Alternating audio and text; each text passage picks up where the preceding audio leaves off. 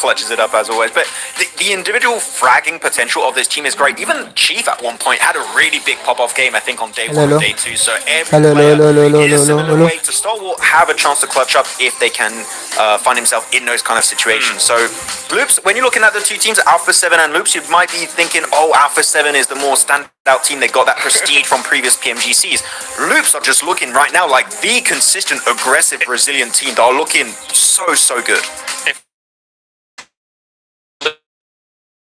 Survives to the late game, yes, he's stalwart in this group, right? Like, if you compare how these two teams are playing, they are playing a cut above the rest. And Loops in late game looks infallible. And like, I don't know how it would be to go up against them. They're making the right decisions, be it pushing into a compound and then pushing out of it. They're making the right decisions in the hillsides, playing it slow and steady. They look awesome, Hot Troops. Yeah, especially, in Erangel. I wonder how it's going to mix up when we're starting to deal with Miramar here coming up soon. But you know what? Let's go ahead and take it on over to our casters. Let's get it going. Oh yeah, let's see what's in store for us then. All of these games have been delivering today, Blank. It feels like, honestly, the excitement, the clutch potential, and sort of I don't know how we're keeping it so consistent with the excitement.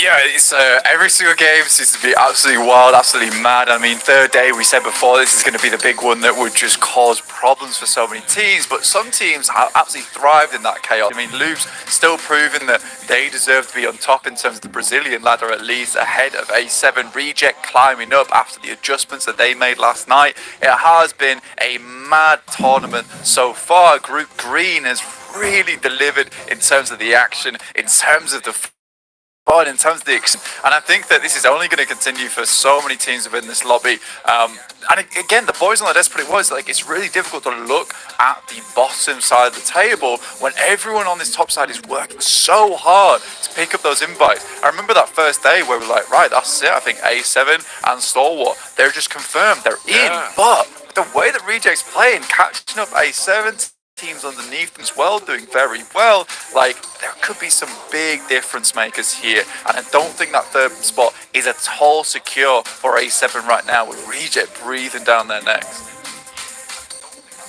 Nothing feels guaranteed anymore, right? I think that's kind of the storyline we're now looking at, is somehow, some way, from where we were on day one, where it just felt like Stalwart with this cyclone sucking up all of the points. Other teams have realized that they can turn up the aggression, they can turn up the aggro plays and just start giving it. And since then, we've seen a lot better performances across the board. A lot of squads starting to lay claim towards the upper echelons here in the final circles. How will things look though here? It is our last game of Erangel. After this, it will be the back-to-back Miramars. So if you want to try and whip out the consistency, this is the last chance to do it on Erangel. Even that last game is really kind of a struggle of a position. I think you sort of have to say that Reject has a little bit of circle look, but at the same time, they have been playing a very different game, right? They have been heading central, they have been controlling their compounds, they have been taking space, and in these end games it really feels that they start to thrive a lot. They make a lot of these correct decisions, they know they can control there. I think Maxman was talking about this, they gave space to a position where they could actually command a bit more presence with call. So they play it right.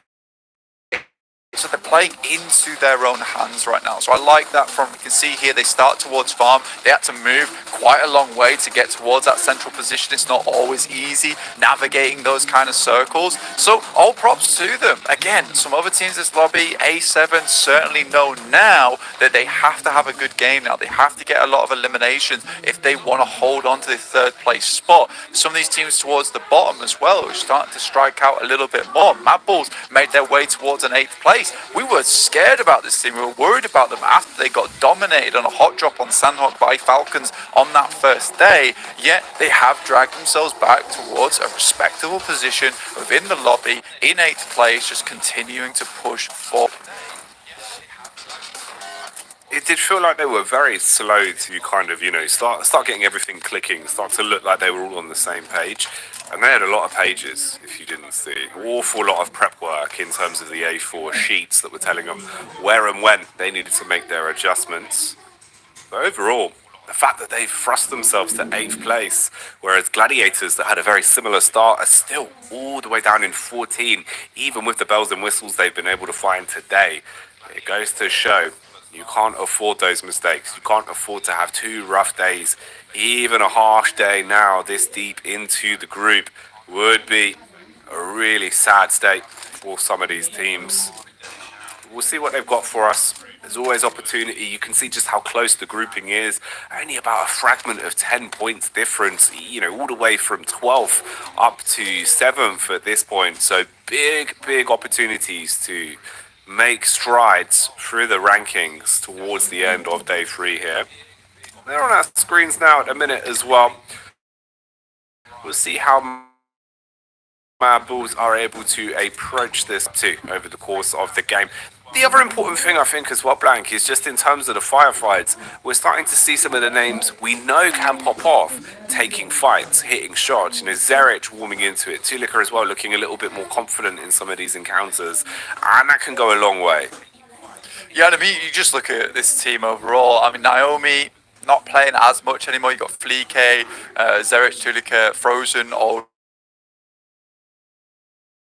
just making it happen on this team. This is a strong squad. It's a strong roster that can all really perform very well into this one. I know that with this particular circle towards Rozhok as well, where they got to head very far up towards that northwest side, they have a pretty decent approach to it, right? They'll head across the bridge, they'll control some space, they'll hold teams out.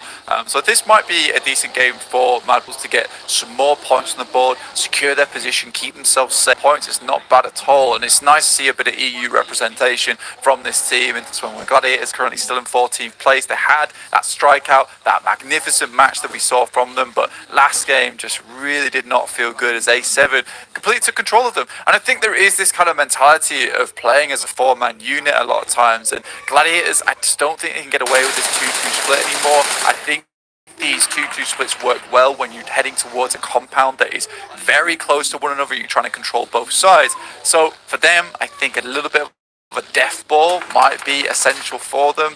I don't want to change the way they play, because that might be the thing that's bringing them into this, just waiting for it to work, finding out where it works and getting it done from there. A lot of teams made their rotate, made their translations over towards the top side of the map right now. You got Bra Esports over towards Severny as usual. Malise Esports, we know this is a team that rotates real fast in these lobbies. They're on the eastern side of Zar, now looking to hitting range. It's not bad at all. So most teams understand that they're towards the circle early. There's not a huge amount of compounds in this area, so controlling a position this early on can be very important to them.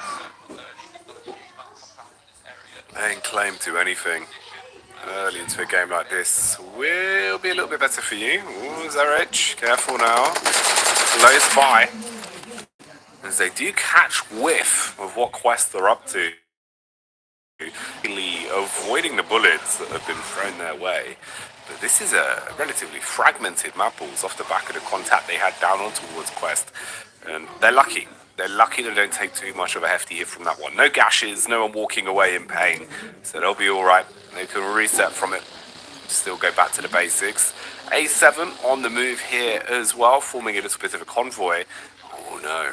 Now Haji realised that Zerich fragmented off from the rest of the squad, so he's looking for him, trying to assess the situation, looking into the water and see if he can spot where exactly Zerich has got to. But hiding underneath the boat, he might have just avoided their eyes. Just escaped the presence.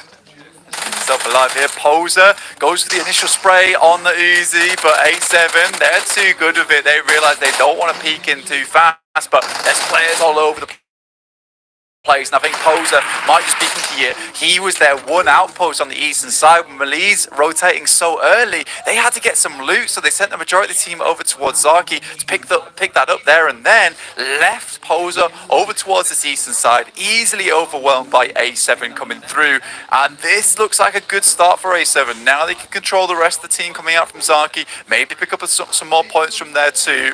Al-Haji not leaving poor Zerich alone in the water there, keeping him pinned down. It's going to make the rotate from Mad Bulls, or at least the regroup, a bit harder for him going forward.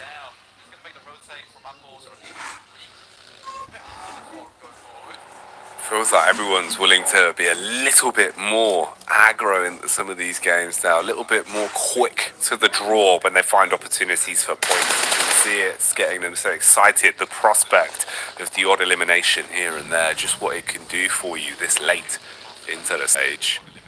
Quest still clearing up and down the coastline. No response from the Bulls yet. No aggression displayed from their side.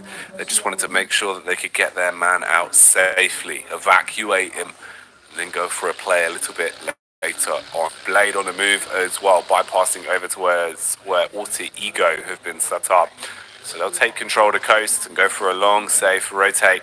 Although Rosemary seems to have his ears perked up. He's heard some of the noise, going for the jump spot. They might want to see if there's a chance that they can fight back here, inflict some damage inside of Saverny. Yeah, I mean, for Bra Esport, who left Saverny, it's going to feel a little bit bad. You can play the ridge side to the west side of Saverny as well. Gives you some good chances, but I think Bra Esport was looking to try and control a lot of these teams that would be coming in from this southwest side. Now they realise, let's head back to home, boys, over towards the northeast. But it's already been consumed by a fair few teams over towards that area. It's been too many times now. They've been held out on this south side, been too scared to make that breach across the bridge itself. So I appreciate that from them, but close to Alpha 7, who were able to shut them down so easily. That's a worrisome move. And Alpha 7, they're out for blood this game. They know they want to keep Reject from getting too close to them, and Reject's rotate has been fairly slow. It looks like they won't be able to play too much of a central game this time around. So we'll see exactly how they can do, because it's 2 times in a row now where we've almost had to pull out the Heimlich maneuver because they've choked on those chicken dinners twice. So close, yet so far.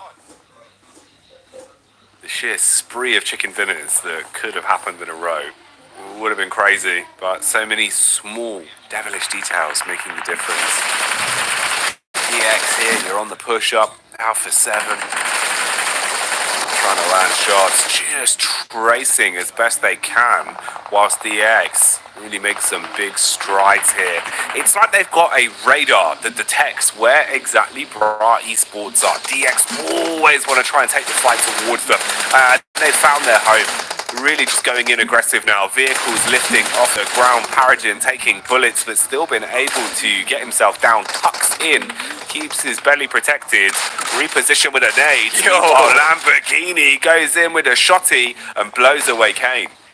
Like, DX just throwing themselves at these vehicles over that ridge towards Bra Esport. Kane just could not hold on at all. DBS comes through nastily, and Kakali realizes, Jesus, I've got to rotate. I've got to get away from this wood. Traps himself on the fence with the vehicle. There's damage coming through from the Mad Bulls, but I think they hear the vehicles above them as well, and Pazija Evos. A couple more eliminations for Mad Bulls would be nice, but not able to finish off Kakali in this situation. He finally finds his chance to squeeze through the gap and get back to the rest of his team. Oh, that's so rough, man. That's one of those where you feel gross. The second you get a little bit stuck, can't quite get over the lip, you're thinking it's all going wrong, you're going to perish like a fruit that's been left on the side of the kitchen counter for too long. Luckily, he is still alive and kicking. Same can't be said, though, for the overall confidence that Bra Esports probably have right now, as they look like they were pretty set up to handle DX. But DX always bringing up bad memories, come running on in, finding freebie frags and gaining control of the compound that Bra previously had under the thumb. A lot of close grouping now as well. The circle's only getting smaller and our teams are starting to arrive. We saw again Stalwart going for the far slower late rotation approach, playing inside of the blue, playing for edge. Now they arrive on the scene, and this is some big dogs pulling up to the party. Yeah, Luke's from a similar situation down South Novka as well. And I think it's respectable, both those teams' ideas, how they want to play it now, because they're so far away from the circle. They just let everyone else go in, and what they'll do instead is try and pick up as much utility as possible, as many nades as possible, as much smokes as they possibly might need to try and push through on these aims. So I like that play from them. They just fully commit to the loop because they know it's not going to be there early enough anyway. Loop's on a similar idea, but they are just shunting themselves into the circle, shoving aside other players like a linebacker, getting into the middle right now. That's crazy from Loops overall. Now they have a fairly decent position to play around with. Unfortunately, they are held on either side right now. A little Bermuda triangle appearing between them with Zia, as well as Pazija, Evo, some Mad Bulls, just all looking towards them. But they have the high ground, which is the main thing. Added benefit. Might make their lives a little bit easier. Look like a little bit of damage chipping there. Zia looking over on towards Evo, struggling to land a shot though. Not going to work too well for Megamind, as he hasn't been able to punish on that one. Smokes up for Loops. Chief trying to cascade as far back as he can, get himself firmly planted inside of the smoke so that his teammate in Mythic can reset and get him on his feet. Meanwhile, Mad Bulls, they're closing the gap. They're starting to push up. They're feeling like they're ready for the fight on this one. Exchange of nades as they throw them through the air, detonating inside of the smoke and looking to make it uncomfortable for Loops. Zia as well, similar kind of idea towards the top side. Mad Bulls, they see an opening, right, and they look to just try and capitalize off the back of it. Unfortunately, those nades all just go fairly awry, and I think that was a lot of the nades they had on side 2 to try and finish that one down. It has allowed, like you say, Zia to get up close and personal and sent a scout out their way. SCE currently playing this ridge side, looking over towards Tiamba. If they can clear them out, maybe there's a possibility to move up towards Severny after the back of that, play on some of the ridges there, but there's so many teams around them. They've got to find some kind of an opening through either a knock or a quick rotate away in the vehicles. Reject underneath them right now. You see Sarah as well as Regiocio coming in close contact with these players. I wonder if he spotted Regiocio in the process. Circle moves over towards the Mad Bulls. A decent place for them to start pumping these points. But again, it's Loops from Sosnovka start, a late rotate, who are able to get a good position in the circle. They just don't care. They will take position. They're confident to do it. They seem to have really done their research coming into these lobbies. They've got a good idea of how they approach every situation. Not just going off of feeling. Seems a lot more calculated. A team that has certainly been feeling the hype is on screens now. Reject Tokyo. Been playing some great PUBG Mobile today. Looking very effective in a lot of their decision making when it comes to hitting shots as well. What more can they get? How much further can they push it?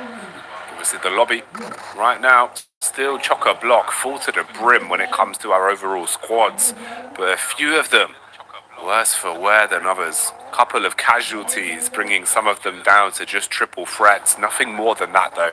No duos forced to fight for yet. You've got Falcons on the move.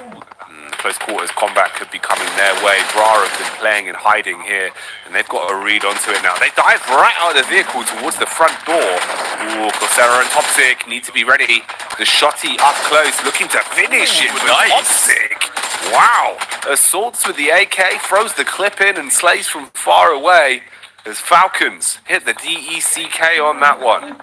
That was a nice little play there coming from Toxic. Like you say, a nice body shot from him straight to the floor, feels the wood against his fingers, and will splinter Falcons into a couple remaining members on the outside. It's very nicely done. A7 versus Gladiators is an important fight to look over towards because this team has been taken down by A7 a fair few times, but right now there's a huge amount of damage pouring their way. Only a couple players remaining, and a gorgeous nade from Tixie over the top will finish off the job there for Gladiators. That is a boost in confidence for them. It's been so long that Alpha 7 have been pushing them around, but is it enough though? They've still got further to go in this circle, and Alpha 7 is just the first obstacle. It does now open things up once again for Rejects. Rejects eating grenades though, that might be the difference maker. But a quick snapshot Stalwart begin to buckle. Smokes up, going for the res. Ocios needs to stay alive in this fight, and Luther will commit to picking him up. He's been such a good teammate. If they can keep him in it, it will make a world of difference for them. Molotov still coming in though, trying to make it uncomfortable for this medic mission to have success. Look how close we are here in terms of the grouping. I8 right on top of the X with Bra Esports and Melise basically sitting inside of the same building as well, so it's very uncomfortable. A thimble of distance between them. As soon as there's an audio cue, you can peek off the back of it, and these fights, they're starting to heat up. It's only going to get harder with the circle moving in as well. Next stage on the board now, we'll be pulling a lot of teams closer and closer together directly on top of the Mad Bulls here. For Reject, they do take another knock on this side, but they're not going up against an easy team. And it's the second time today that Reject has challenged things out versus the guys from Stalwart, and they're still beating these fights right now. Tops goes down. Tiamba obviously has included themselves in this fight as well, got involved, making things difficult for Stalwart overall, but you've got to give props to the guys from Reject. They are living in a position that is not easy several times versus the best squad in the lobby, undoubtedly so far, and this is pushing them further and further to that third place spot. They have lost one player, still doable to get a couple more limbs on the board though. They keep getting stolen away from them. Their two targets going forward would be Procedure Evos as well as Lutz. We're going to fight right now between DX as well as I8 and Bra Tospic. He senses an opportunity. Chow playing behind the boxes needs to banish this man. It's a very aggressive game of Ring Around the Rosies, but it seems like DX are starting to fall down. Oh, this is risky. Couple pumps going out with a DBS, tries to peek over the top of the box, teasing one another, looking to at least give as good as he gets as he wants to trade back onto the down teammate. Finishes off Falak with the last pump. All into the 1v1 then. Switching to the rifle, looks to get the reload in to at least have the secondary weapon to play with. Meanwhile, Gladiators, they're being struck upon by Zia. You can see a trade as well from Mad Balls up on the surface, but down in the depths, it's the nade of Topsic that snatches that one away. Seriously good stuff from them. Reject on their bellies right now. Just Luther alive, trying to maintain control, but a nice spray from Cardozo might take him out. The nade just behind the tree. Loops taking damage from up on high right now. Might have saved Reject for just a little while longer, but that'll be the finish on them. And it's a stalemate once again between A7 and Reject. Both getting 1 point in this game, but nothing more than that. Procedure Evos, they hear this engagement. Cardozo down, now out, and they come on in, trying to third party this alongside with Tiamba from underneath. We're trying to get up the hill, and Mad Bulls having a pretty peaceful game of their own, honestly, towards that center side. Evos, some nice repeat from Luxy there. Does not want anyone dealing damage onto his kid. So he peeks off the contact and supports, now playing medic as well to get him back on his feet so that they continue their reign of terror. Bra Esports fighting onto Melise in fragmented 1v1s as well. Nade pulled out for Coursera, has the SMG in case there's a swing. Does actually work. Nice connection onto CEO later. And they can try push with this. Top 6 roaming in from the sideline now as well. Big arc on the nade. Nice tag, low HP, forced to medic, not going to work out. Nade takes him down. And they've got a read on the other player's location as well. You can see him already setting up for it in terms of the utility, but hard committing onto the knocked player first. Yeah, Tospic's been absolutely killer with these grenades this game so far. Been picking up a lot of cheeky eliminations off the back of it. Another circle, center up towards Mad Bulls, who are just revving up to take this game away now. It would be a real shame if they lose this one. This is their big chance to pump points even harder into this match. They've been climbing, and now it's time for a big old leap.